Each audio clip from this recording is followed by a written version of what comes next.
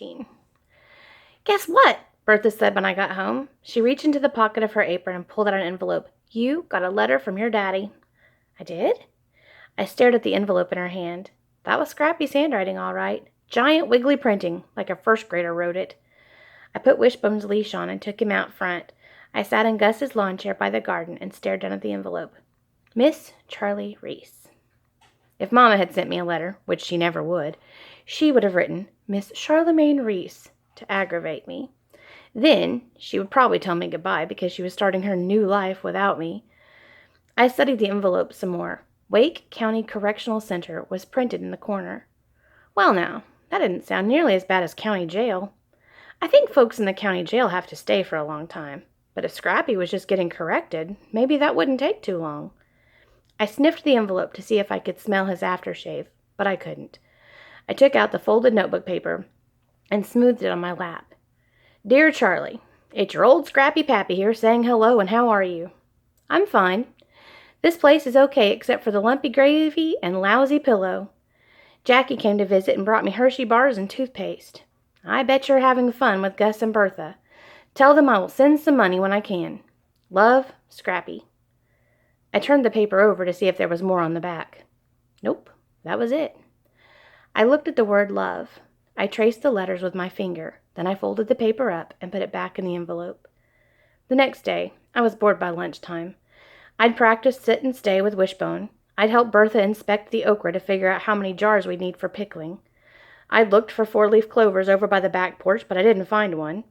Then I'd shared my peanut butter sandwich with Wishbone, and that was it. Nothing else to do. So I figured I'd ride Lenny's bike to Howard's.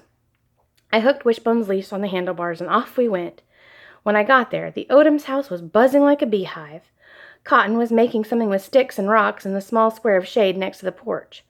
Burl and Lenny were out over in the driveway peering at the engine of Burl's motorcycle. Every now and then, one of them would bang on something with a wrench. Dwight was tossing a basketball into the hoop on the streetlight pole at the edge of the yard. And Howard? I couldn't believe what he was doing. A crossword puzzle. Sitting on that ratty couch on the porch doing a crossword puzzle. What kind of kid does that on the first day of summer? "Hey," he said, adjusting his glasses. Wishbone jumped up on the couch next to him and flopped over on his side, panting. "Hey." I lifted the hair off the back of my neck and fanned myself.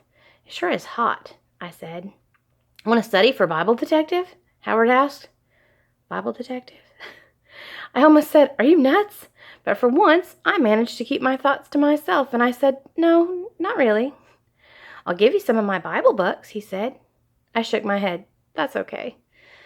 "Then what do you want to do?" I shrugged. "I got a letter from Scrappy," I said. Howard sat up straight. "You did?" He put the crossword puzzle on the couch beside us. "From jail?" "It's not jail," I said. "It's a correctional facility." "Same thing," Howard said. "It is not." "I'm pretty sure it is." "It is not!" I said so loud that Wishbone's head shot up and he looked at me like I was crazy. Pineapple, pineapple, pineapple. I did not want to get mad at Howard on the first day of summer. I must admit that even though me and Howard hadn't known each other very long, he could read me like a book. I could tell he knew I was wrestling with that temper of mine again, because he changed the subject and just said, "Well, that's good that you got a letter." He scratched Wishbone behind the ear. "What'd he say?" I wanted to tell Howard that Scrappy said how much he misses me and he can't wait to come home and watch Wheel of Fortune with me again, that he was going to cook up a fancy supper for Mama with candles on the table and Willie Nelson on the radio, and maybe she'd wear that red dress he loved so much, and that when Jackie got her driver's license, he was going to let her drive us all out to the country to buy corn and strawberries at a farm stand by the side of the road. Then we'd go home and have a barbecue out in the yard, and we might even hold hands and say the blessing like Howard's family did. But I didn't tell him any of that. I told him the truth. He said they have lumpy gravy and lousy pillows. I said, "That's too bad." I almost told him that Scrappy signed his letter with the word love, but then that would probably sound dumb to a boy who gets loved so much every day of his life. "Hey, maybe Mama will help us make cookies to send to him sometime." "Really?" "Sure," Howard said. "Want to go down to the creek?" "Okay."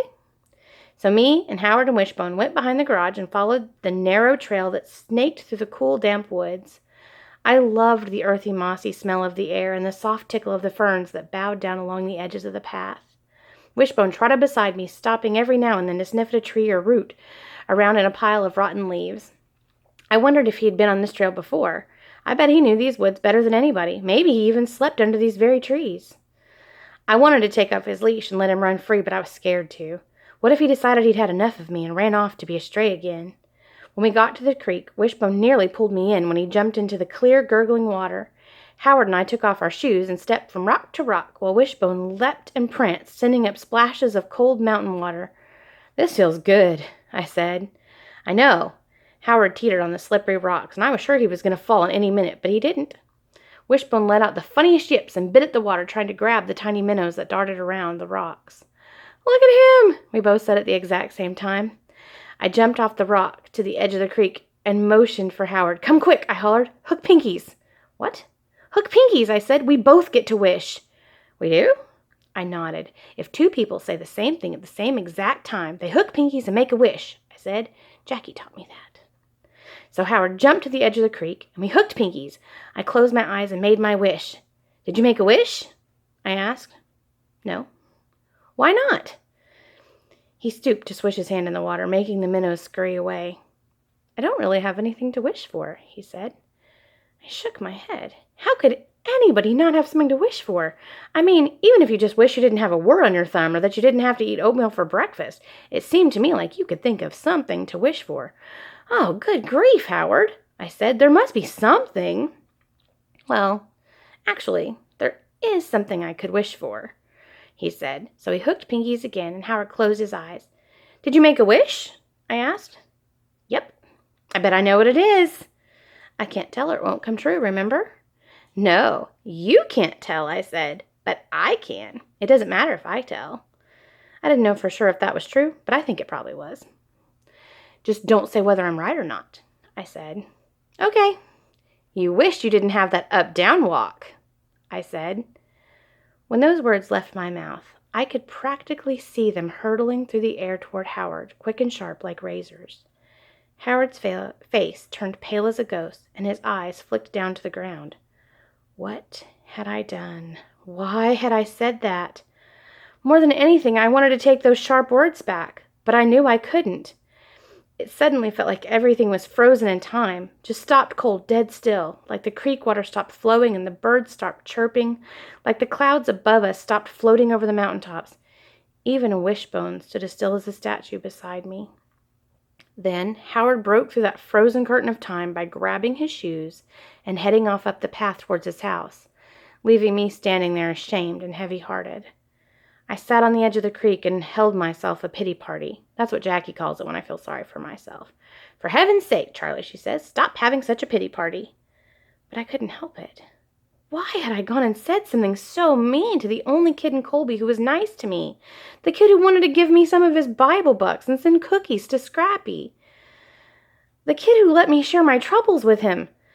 I pictured my clothesline full of troubles and saw myself pinning on another one. I stayed there by the creek, wallowing in my pity, thinking about how this day had turned out so bad. But then, things suddenly went from bad to worse. A tiny striped chipmunk dotted out of a rotten log beside the creek, and Wishbone bolted after it, yanking the leash right out of my hand. And before I could even get myself up off the ground, he had disappeared into the woods.